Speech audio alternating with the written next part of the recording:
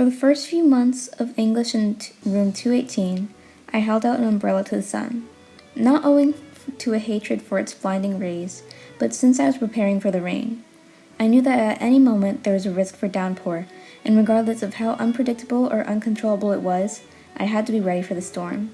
Because of this, I tiptoed around each and every assignment as one would if the floor were covered with broken glass. This perfectionist side of my personality, paired with procrastination, similar to oil and water, simply does not mix. For instance, I found myself correcting essays before they'd even been written. I would spend more time trying to create the most captivating hook and intro rather than trying to figure out the theme and message.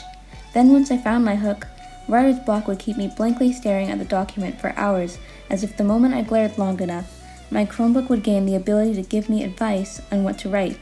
Despite this, oftentimes when Mr. Bricado would advise me to avoid going down the procrastination path, I would tell myself that by the end of this year, no matter what, I was going to break this habit. However, we'll get more into that later. For now, let's focus on the impact extra essays had on my overall growth as a writer. Starting with the very first one I had written this year, the one I'd written for the 2-page reflection. For this formal assignment, I wrote, "To begin, I found Mr. Ricardo's portfolio to be very intriguing for several reasons." Just reflecting on this, I am sure that the vast majority would agree it is quite bland for a lead-in. I myself would not have read any further had I been given the chance. Yet, at the same time, I also believed that it was an exceptional way to introduce the essay. Luckily for me, every row in class was tasked to read theirs out loud, and I was immortally glad to know that at least most met at a common ground for a starting point. Though, to be honest, even after the lesson on how this hook was nowhere near bold enough, for a good week following this occurrence, I still could not put my finger on exactly what was off about it. After rereading my hook a couple of times, I understood that it was pretty bland, but I thought that since it was straightforward and sounded formal, that it was a quality attention grabber, whereas perhaps it was so difficult for me to comprehend what it lacked, since I did not know what I was missing. Every year prior to this, when I wrote something similar to the reflection, I was always applauded for my writing.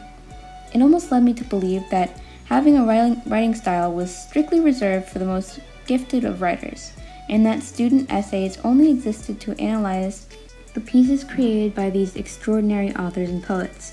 For this reason, it truly came as a shock to me that we were being instructed to utilize creativity in a way which seemed almost irrelevant. That is, until I realized that the so-called irrelevance, typically referred to as metaphors, provided an extra dose of individuality and expressiveness to essays which simply could not be rivaled. In reading the student examples Mr. Ricardo provided for us, each and every one of them made me wonder how they planned to relate whatever differing subjects to their theme. However, once I reached the correlation of these completely separate things, I would be strangely both thrilled and impressed with how they managed to so neatly wrap it up in a reasonable manner. In addition to that, it was even better when their words would resonate with me and I would be able to relate with complete and utter strangers. It was almost as if they had handed me a key to their mind and I had suddenly built a connection with those who used to be in room 218.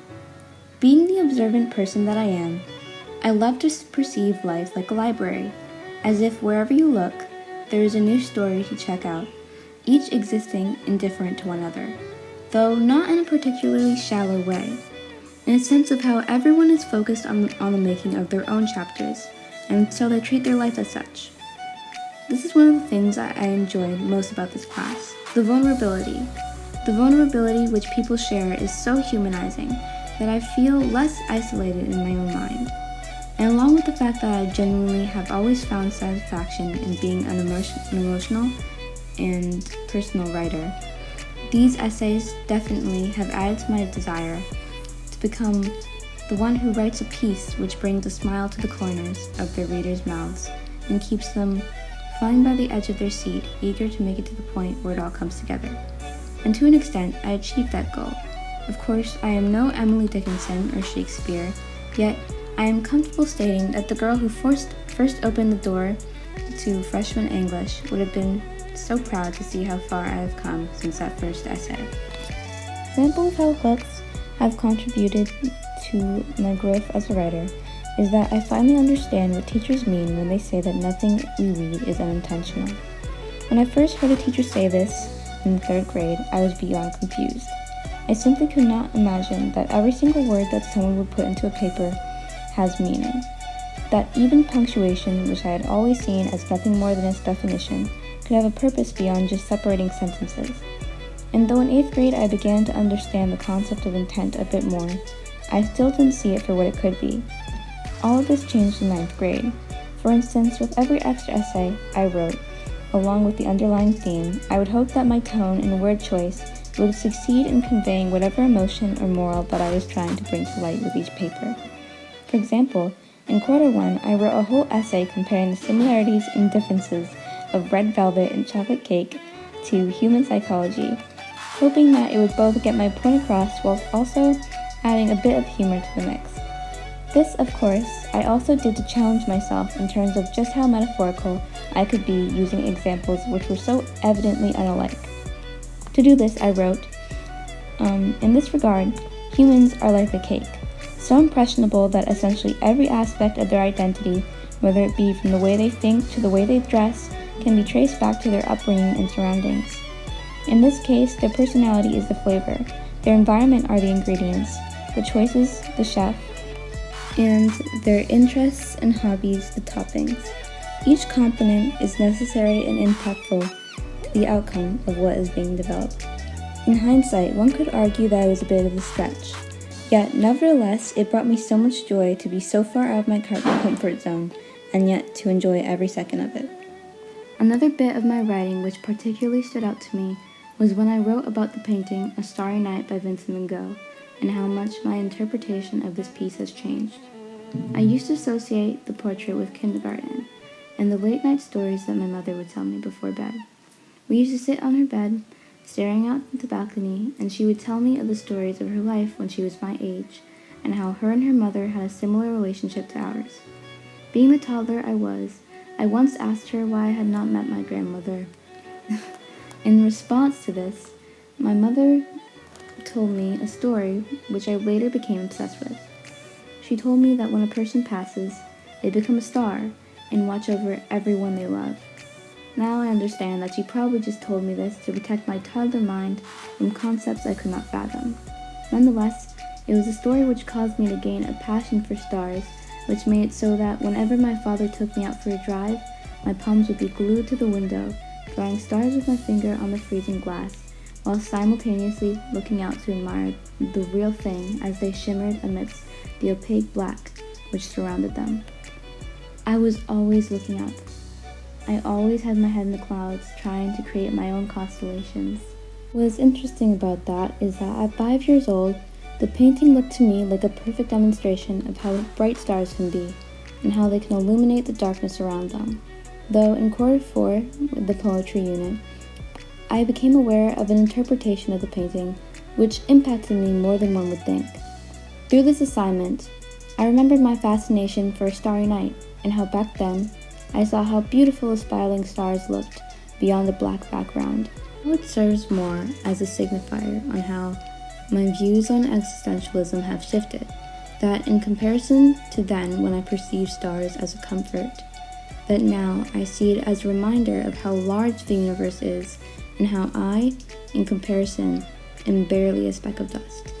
That one could say that I was more brave as a toddler who was always looking up than a teen who could not stand staring at the same view for more than 20 seconds without being frightened by the thought of concepts so intangible that she nor anyone around her will ever be able to wrap their head around it. Who cannot stand the view of what is above her for too long without being frightened by the thought of the concepts so intangible that she nor anyone around her will ever be able to wrap their head around. Aside from just the extra essays, I also grew a lot from literature such as The Catcher in the Rye. For instance, I found it quite intriguing that there was so much symbolism in The Catcher in the Rye, and yet it was so subtle. So much so that I read every page with extreme care as not to miss anything, like how the record which Holden broke symbolized how quickly he was forced into maturity, I remember when I first read it, I almost missed it, but I didn't because the name Little Shirley Beans made me take a second look. I also found interest in the symbolism of colors in the story. Before this read, I had not known that green in literature can symbolize innocence rather than envy. Nonetheless, the idea of green being the color for jealousy is so ingrained in my mind that I cannot see it any other way.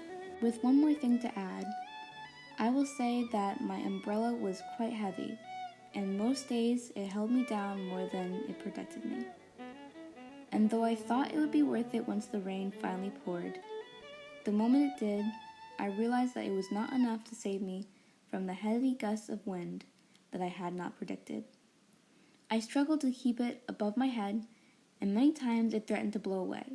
So eventually, I just let it go.